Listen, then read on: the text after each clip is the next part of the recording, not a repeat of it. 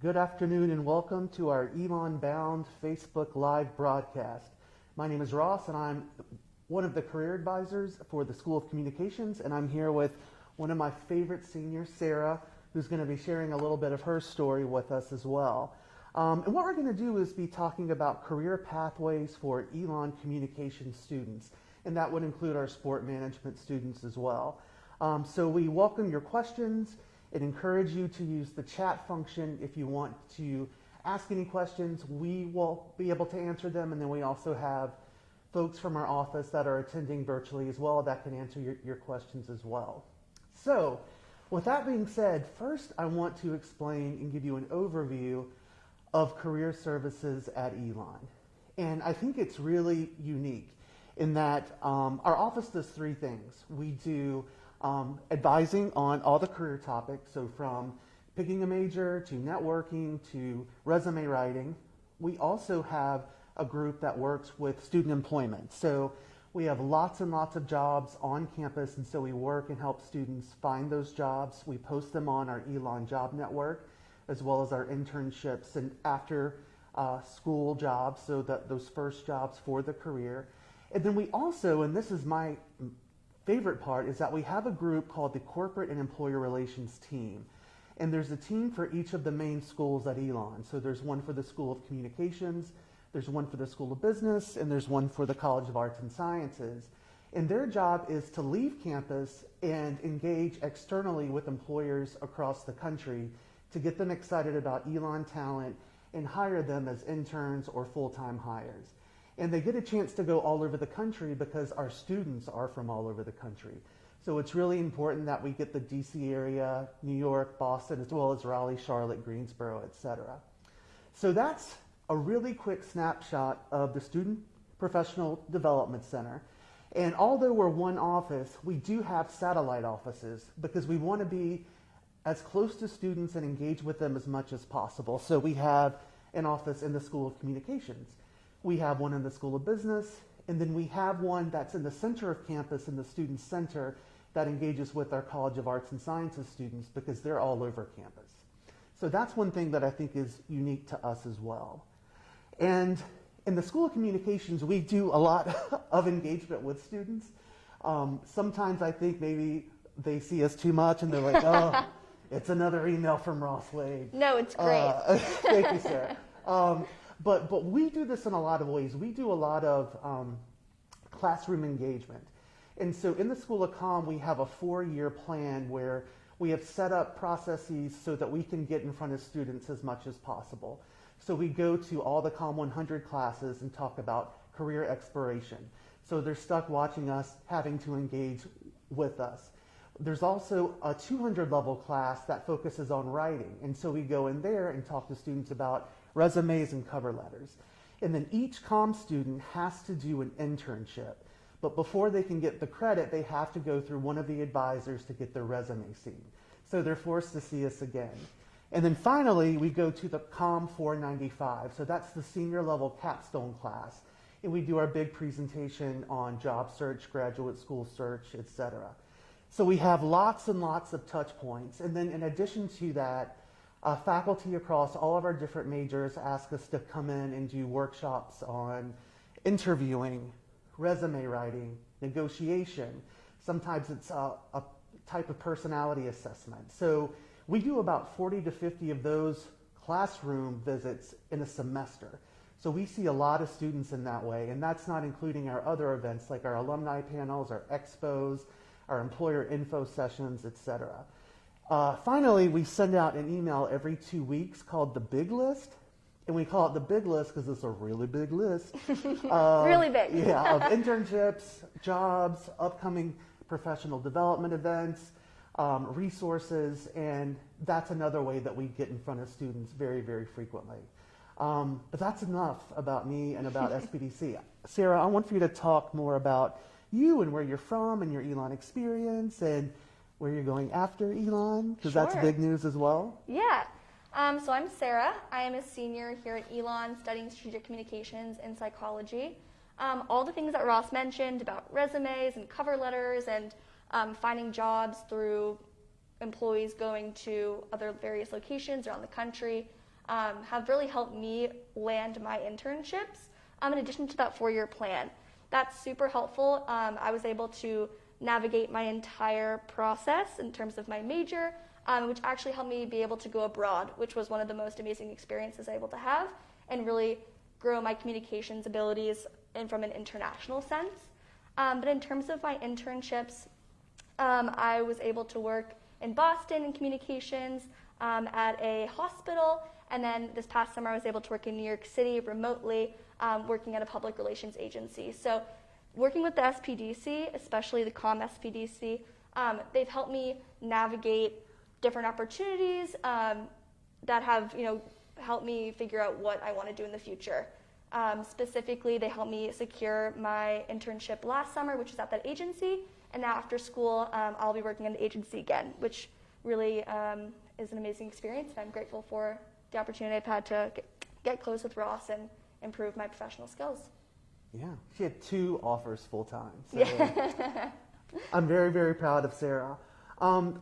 A lot of folks ask about internships, and those are a requirement for every major in the School of Communications. So that's very important because you get that hands-on professional experience, plus it's a trial run for how you're going to do the job search as well. So it's very, very important, and it counts as a class, so it's academic as well. So it's a really rich experience. That being said, you only have to do 1. So we have students do not 4-credit internships frequently as well. So they might do 2 or 3 over the course of their time here at Elon. And typically, students start thinking about it towards the end of their first year. And they start thinking about, well, it's my first summer after Elon. Maybe I can do an internship somewhere locally back home. Maybe I can do some shadowing, something like that, so that I can start building awareness and skills. And then typically they come back and they really start doing a deeper dive into student media. So they might do Live Oak. That's what Sarah did. That's our student-run PR agency. They might do Elon Student Television. They might do Elon News Network. They might do the yearbook. So there's a bazillion different things that they can do. And that, in connection with their summer after their first year, really sets them up to get stronger internships after sophomore and junior year. So that's really, I think, what I hear most of all. Definitely, and I think that there was a question in terms of when I first started engaging with the Sbdc, and what Ross was saying about starting freshman year looking for an internship. I definitely started engaging with the Sbdc my freshman year, really my sophomore year, and I could not recommend doing that more. I think that it's a really great way to make a relationship with someone from the Sbdc who really wants to help you succeed and find an internship and end up getting a job. And what's amazing about it is even as a freshman or a sophomore, when you're on the younger side, you're able to get an internship because the Sbdc has all of these opportunities and resources for you to make connections and apply. Thank you. And we help students in a variety of different ways. But most of it is skill building because we're teachers just like the faculty are here. So we want to teach students to be able to find work that's meaningful so they can do it here and then, of course, after Elon as well. So we spend a lot of time on the career basics. So there's resume writing, cover letter writing. She's an amazing cover letter writer.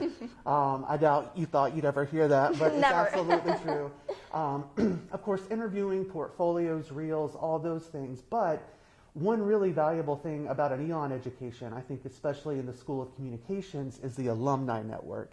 And we have so many alumni all over the country, some are international, that are doing amazing and fantastic things at wonderful companies, nonprofits, all over the world, like I said.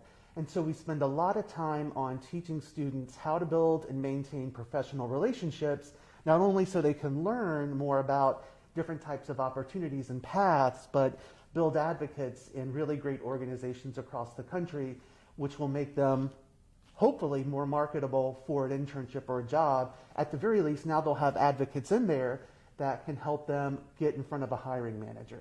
So that's really how we engage with our students here at Elon in the School of Communications. And I'm reading a question. Does the Sbdc have drop-in opportunities or is it by appointment only? Great question. We have both. And we have drop-ins Monday through Thursday from 10 a.m. to 4 p.m. And right now they're virtual. And it's the first time that we've ever done virtual drop-ins. And it's been really useful. And it's something that I believe that we're going to continue doing just because it really is interesting and accessible, because a student can just literally have a thought and then ask it immediately. Mm-hmm. And it also gave us the opportunity to have more drop-in hours because they are virtual. But because Elon is a very person-to-person organization, in the fall, I believe we're going to offer them in person and then virtually. And also with our by appointment meetings, those can be, I believe, we'll figure all this out in summer planning, that there will be an in-person option and then a virtual option as well. And that's an important piece, because we work with students when they're doing a study abroad, or when they are, maybe at home for a semester because something in the family popped up. And we also work with all of our alumni, and so they're all over the country. So that virtual piece is going to be very important. Definitely. And I utilized virtual when I was abroad, and I've experienced in-person and virtual. So it's been really useful. Yeah.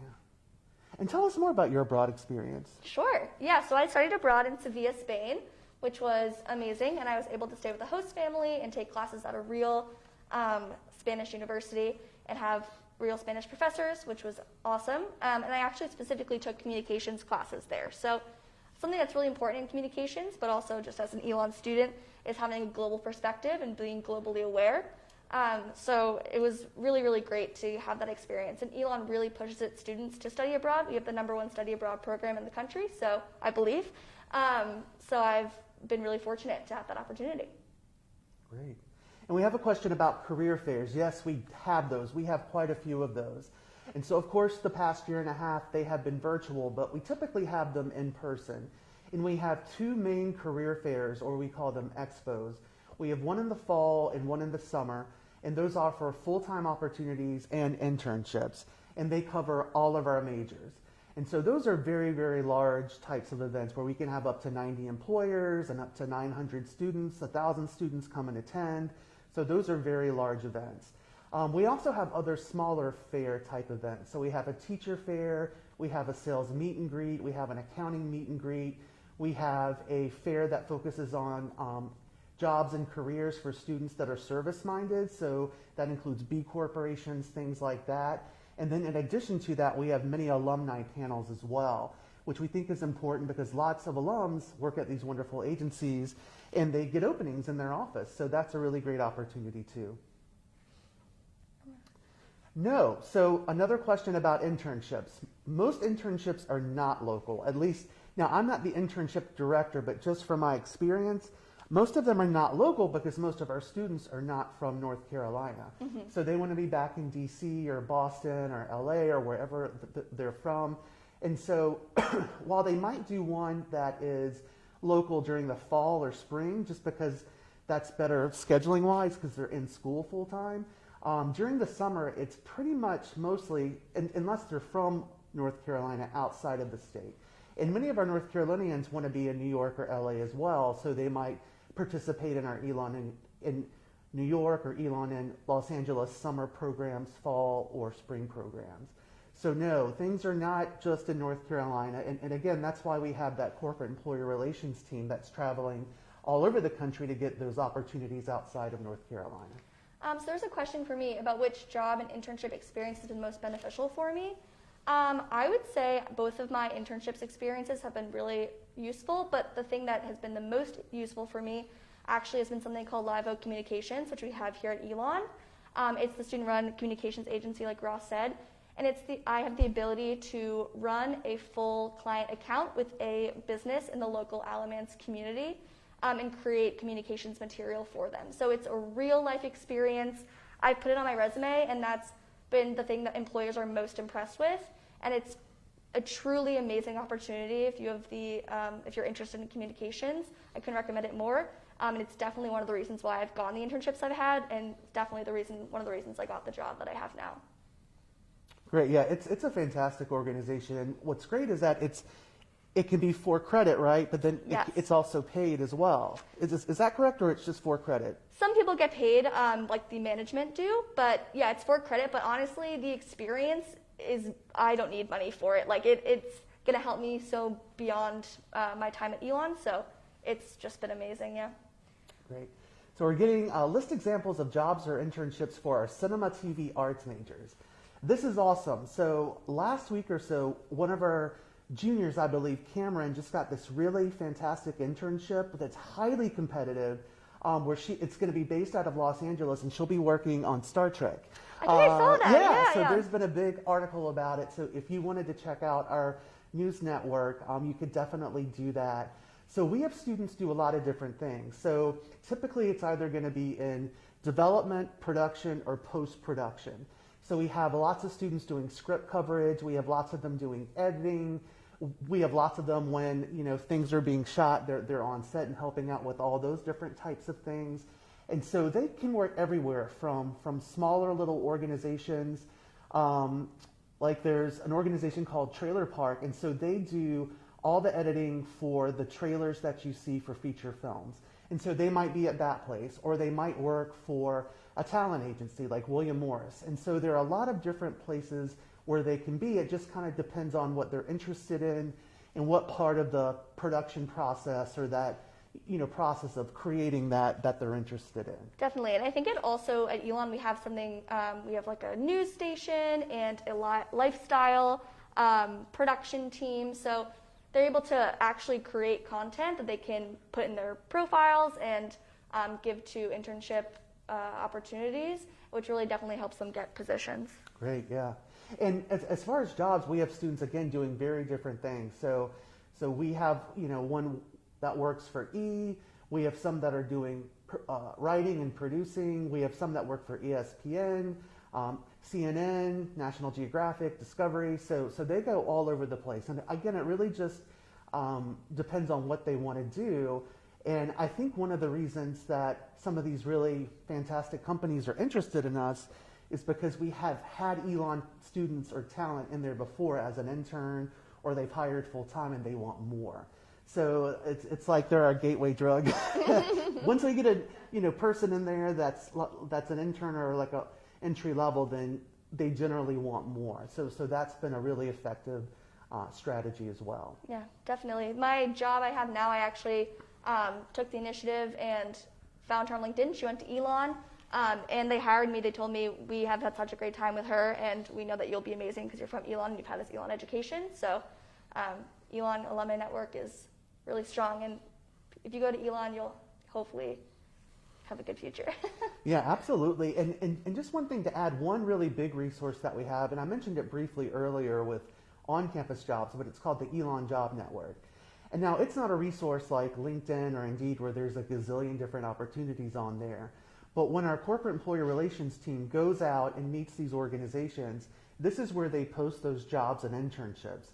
Also, when alumni reach out to me or other folks in our office about openings in their office, we post those there. So many of them have some link back to the Elon network. So that would give the person that uses that a bit of a competitive edge. Definitely. Another question for me is, I'm busy. Yes, I am. How do you achieve life balance at Elon? I think it's really all about using the resources that you have to help you succeed, but also taking the time for yourself and knowing what you really want to do on campus. So on campus, we have so many opportunities. Elon students love to get involved. And my freshman year, I got involved in every club I could, but I realized, maybe that's not the best solution for me, mental health, but also just in general, because I was constantly busy.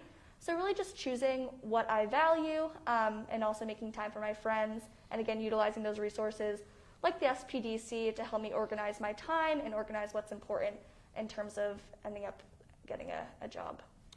Yeah, and I feel like I hear that a lot from students, is that they get here as a first year and they're like, I want to do this because there's a big org fair where there's over 100 organizations there and everything looks exciting. Yeah. And so they tend to kind of hit it as a buffet where they're trying all these different things.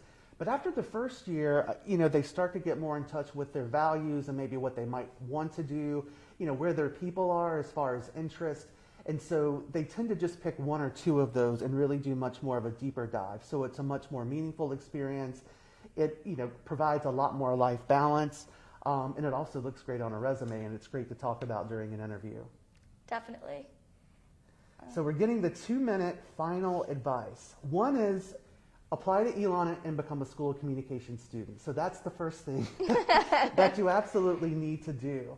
And also feel free to investigate not only the Student Professional Development Center website, where we have lots of resources, but also the School of Communications website, because we have student media on there, there's a careers page on there, there's lots of information about our internship program. So definitely check out those resources. And if you're interested in having a conversation to learn more, you can reach out to me or anyone else in our office, and I'm sure that we'll be able to get that information to you. Yeah, and I would definitely say advice in terms of the SBDC, get involved early, really utilize those resources. Even if you don't know what you want to do, I had no idea what I wanted to do when I came into school and didn't really know until sophomore year. But the SBDC can also help you with that. You can take like a job-related test. I don't even remember what it's called, but there's a lot. They're really there to help you no matter what. So get involved and get involved early. Yes. List contact info for you or the SBDC. Sorry, I'm just reading the white cards that keep popping up, and my glasses are fogged up because I'm hot. So if you go to our website, it's elon.edu/careers, and that's going to bring up the SBDC website. And then there's our contact information on there with our phone number. I can't remember it. I think it's 336-278-6536. But yeah, just go to elon.edu/careers, and that's where you can learn all about us and how to contact us. So thank you for joining us. We're very excited that you were able to attend our afternoon talk about career pathways for Elon communication students.